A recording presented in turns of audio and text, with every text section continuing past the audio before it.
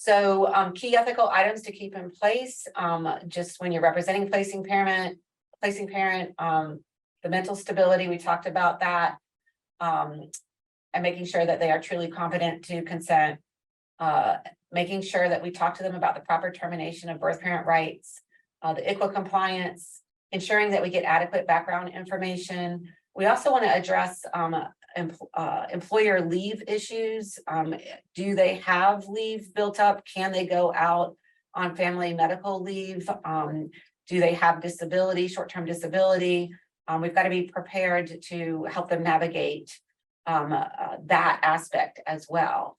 And then, of course, we talked about the health insurance coverage.